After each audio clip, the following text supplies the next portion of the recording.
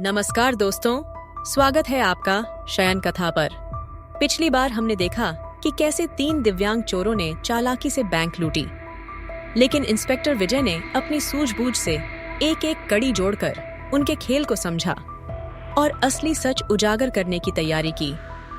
लेकिन कहानी यहीं खत्म नहीं हुई। अगर आपने अभी तक पार्ट 1 नहीं देखा है तो पहले उसे जरूर देखें। लिंक आपको डिस्क्रिप्शन में मिल जाएगा। तो चलिए बिना देर किए आगे की कहानी शुरू करते हैं। गुप्त संदेश मिलने के बाद इंस्पेक्टर विजय ने गार्ड को तुरंत हिरासत में लिया।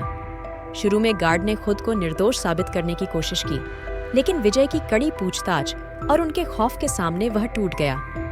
उसने कबूल किया कि डकैतों से उसका संपर्क एक स्थानीय चाय की दुकान पर हुआ था, जहां उन्होंने उसे बड़े पैसे का लालच देकर अपने साथ मिलाया था।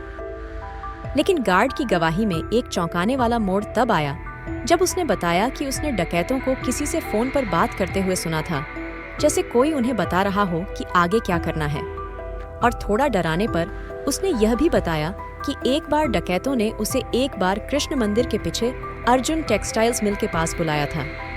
विजय ने अपने से कहा, अर्जुन टेक्सटाइल्स? वो मिल तो काफी समय से बंद पड़ा है। पर किस लिए बुलाया था? विजय ने गार्ड से पूछा। गार्ड चुप रहा, कुछ नहीं बोल रहा था। गार्ड को चुप देख विजय ने अपनी बंदूक निकाली और सामने रख दी। गार्ड की गवाही और साइंटिफिक एविडेंसेस जो विजय को फोरेंसिक एक्सपर्ट्स ने बताई थी, उससे एक बात तो साफ थी कि डकैतों का ठिकाना अर्जुन टेक्सटाइल्स मिल है। मिल पर छापा मारने पर विजय को चौंकाने वाले सबूत मिले। नकाब और दस्ताने जो डकैतों द्वारा इस्तेमाल किए गए थे, सफेद छड़ी और इशारों की भाषा सीखने के लिए नोट्स, मिल के बाहर कबाड़ में पड़ी एक कार जिसमें डकैत बैंक आए थे, एक गोल्ड प्लेटेड बटन जिसके ऊपर एक छोटे स्टोन से खुदा हुआ था। मिल से निकलते वक्त विजय की नजर मंदिर के ऊपर हनुमान जी के ध्वज पर पड़ी। वहां पर सीसीटीवी कैमरा लगा हुआ था जिसकी नजर मिल की तरफ थी। विजय तुरंत मंदिर के कंट्रोल रूम में गए और सीसीटीवी फुटेज खंगालने लगे। फुटेज से उन्हें डकैतों की पहचान मिल गई। पहला, दीपक, नकली विकलांगता की आड़ में बैंक का हर कोना पहले से देख चुका था। दूसरा, रघु, इलेक्ट्रॉनिक उपकरणों का माहिर जिसने सीसीटीवी और अलार्म सिस्टम को पहले ही जाम कर दिया था। और तीसरा, शंकर, गिरोह का रणनीतिकार जो बिना बोले ही पूरी योजना को दिशा देता था।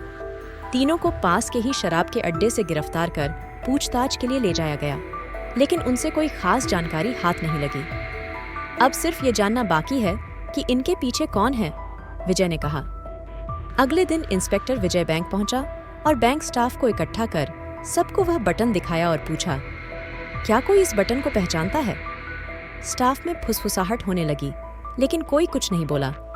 विजय ने कड़क आवाज में पूछा तो एक लड़की सामने आई और बोली, ये तो अंश सर के कोर्ट का है। विजय ने पूछा, अंश? ये अंश कौन है और तुम उसे कैसे जानती हो? लड़की ने कहा, मेरा नाम चंदा है। अंश सर इस बैंक के मैनेजर हैं और मैं उनकी सेक्रेटरी हूँ। बुलाओ अपने सर को, मुझे उससे बात करनी है, विजय ने कहा। चंदा ने कहा, सर अभी अभी बाहर निकले हैं। विजय ने मैनेजर की लोकेशन ट्रैक करा। मैनेजर का फोन शहर के बाहरी इलाके में ट्रेस हुआ। पुलिस ने उसे गिरफ्तार कर लिया और कड़ी पूछताछ की। उसने अपना जुर्म कबूल करते हुए बताया, मुझे एक फोन आया था जिसने इस प्लानिंग की सारी जानकारी दी और बड़ा हिस्सा देने का भी वादा किया।